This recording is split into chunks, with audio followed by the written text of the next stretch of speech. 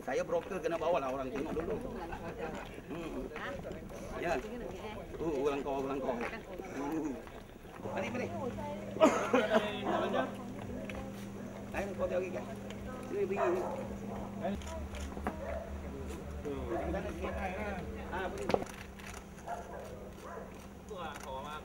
Pagi ini saya membawa satu rombongan daripada Sekincan, daripada Dun Sungai Panjang.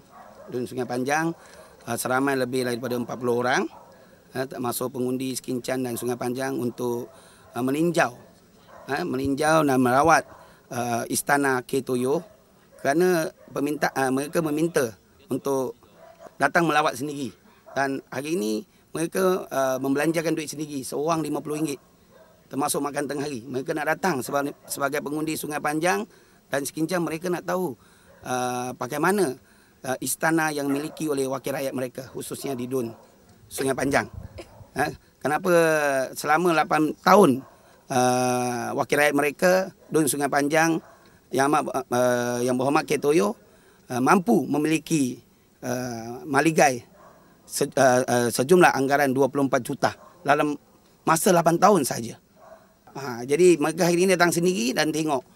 Ya, dan pada masa yang sama saya juga menerima beberapa tawaran daripada orang awam yang minat tentang rumah Istana K. Toyo, dan salah seorang sangat berminat, datang dah tengok 2 kali, tetapi memandangkan kita masih menghadapi masalah tidak dapat kunci. Ya, tidak dapat kunci kerana saya dah minta dengan Yang Berhormat K. Toyo agar dibagi kunci, sehingga sekarang saya tidak memperoleh kunci. Dan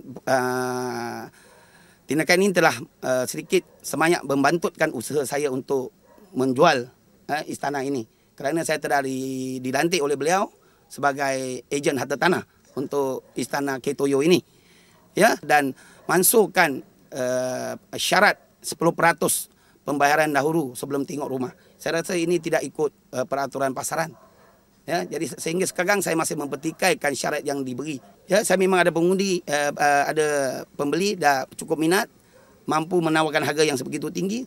Cuma kita nak dapat kunci, nak pastikan apa sebenarnya misteri dan sebenarnya renovation, bentuk bangunan yang ada di dalam. Kalau tidak, mereka takut tersalah hitung. Tempoh beliau beri kepada saya adalah sebulan. Ya, ada sebulan hingga 7 hari bulan. Ya, sekiranya beliau dalam masa terdekat ini masih gagal menyerahkan kunci kepada saya, mungkin saya terpaksa meminta tarikh dipanjangkan, di extend tarikh ya, untuk menjual istana ini. Kalau tidak, memang agar sukar kerana tidak dapat tengok dalam.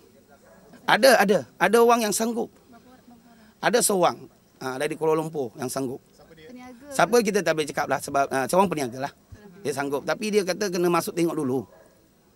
Kalau saya kata kena bayar 10%, dia kata ini, kalau dia selama ini meniaga, dia meniaga selama ini antarabangsa dan sebagainya, tak ada syarat yang seperti itu. Jadi dia kata tidak munasabah. Jadi dia kata kalau orang penjual itu ikhlas, kena bagi kunci, kita buat satu appointment di mana. Dan tak perlu bawa ramai-ramai, mungkin 2-3 orang tengok pun boleh jadi. Kalau takut didedarkan kepada orang ramai. Itu pandangan beliau. Mereka minat sebab ini satu tempat ni agak strategik, mereka kata. Tempat ini adalah tempat yang paling orang kata mewah di Shah Alam, paling high class di Seksyen 7 di Shah Alam, dan keadaan geografinya, keadaan persekitar yang dia minat lah. Dan keluasan 52,221 kaki persegi itu yang menjadi perhitungan utama. Memang saya memberitahu K. Toyo minta 24 juta dan beliau sanggup dengan harga itu, tetapi kena masuk tengoklah. Dia pernah datang di luar 2 kali, tapi tak masuklah sebab tak ada kunci. Saya pernah bawa. Mereka nak tahu dan mereka nak balik ke kampung, nak beritahu kawan. Betul-betul indahnya, cantiknya maligai seperti ini besar. Tapi menurut apa yang dia sebut kepada pihak media, dia akan jual sekiranya 24 juta lah. Dalam surat yang lantikan, surat lantikan yang dia beri, memang dia kata dia akan jual. Dan saya akan diberi 50% commission.